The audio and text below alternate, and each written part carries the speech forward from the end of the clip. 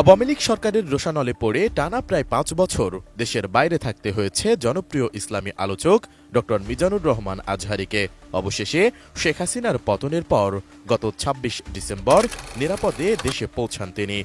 যদিও এর আগে মাত্র ৯ দিনের জন্য দেশে আসলেও পরে আবারও চলে গিয়েছিলেন আজহারী। কিন্তু এবার তিনি দেশে এসে একের পর এক জেলাভিত্তিক মাহফিলে অংশ নিচ্ছেন। তারই অংশ হিসেবে ১৮ জানুয়ারি দুপুর ২টায় লালমনিরহাট রেলওয়ে শহীদ সোহরাওয়ার্দী মাঠে তাফসিরুল কোরআন মাহফিলে যুক্ত হয়ে জনপ্রিয় ইসলামী বক্তা ও এই গবেষক বলেন, আমাদের ধর্ম নিয়ে যারা তুচ্ছ-তাচ্ছিল্য করে তাদের বিরুদ্ধে আমাদের জিহাদ। ইসলাম ব্রড মাইন্ডের, অমুসলিমরা মানবিক দিক থেকে আমাদের ভাই। সেটার নমুনা আলামত আমি দেখতে পাচ্ছি, আলহামদুলিল্লাহ। আজহারী বলেন, ইসলামে অমুসলিমদের জানমালের নিরাপত্তার বিধান আছে। যার যার ধর্ম শেষে পালন করবে এই বিধান ইসলামে আছে। হাদিস কোরআনের ব্যাখ্যা দিয়ে তিনি বলেন, যেসব মুসলিম অমুসলিমদের সম্পদ দখল করবে তারা জাহান্নামে যাবে। তাই অমুসলিমদের জানমালের নিরাপত্তা দিতে হবে মুসলিম ভাইদের।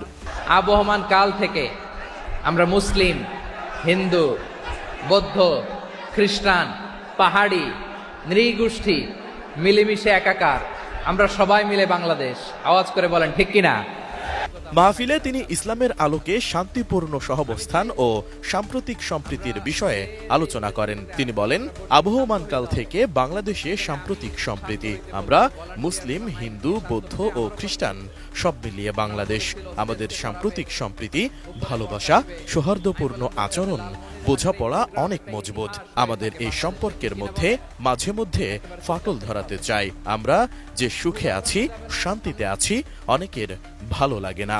যে সমস্ত অমুসলিম আমাদের ভূখণ্ড থেকে আমাদেরকে তাড়িয়ে দিতে চায়, যে সমস্ত অমুসলিম আমার ধর্ম নিয়ে তুচ্ছ-তাচ্ছিল্য করে চিল্লায় বলেন ঠিক কিনা, তারা আমাদের শত্রু। সাধারণ অমুসলিমরা আমার শত্রু নয়। এই যে হিন্দুরা থাকে এরা আমার ভাই, বৌদ্ধরা আমার ভাই, খ্রিস্টানরা আমার ভাই, ইহুদিরা আমার ভাই।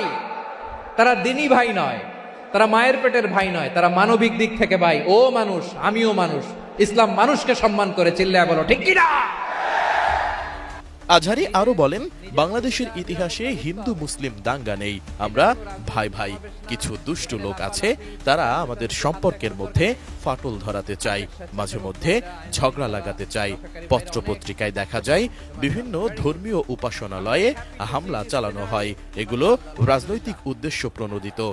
এগুলোতে ইসলামের কোনো সম্পর্ক নেই। দুর্বৃত্তদের ব্যাপারে সাবধান থাকতে হবে। সবসময় ঐক্যবদ্ধ থেকে দুর্বৃত্তদের কালো হাত ভেঙে দিতে ১ ঘন্টাও লাগবে না বলে হুঁশিয়ারি দেন তিনি। যারাই আমাদের ইসলামকে নিশ্চিহ্ন করতে চায় তাদের বিরুদ্ধে আমাদের সংগ্রাম। আওয়াজ করে বলতে হবে ঠিক কিনা। ওই সমস্ত দুর্বৃত্তদের সাথে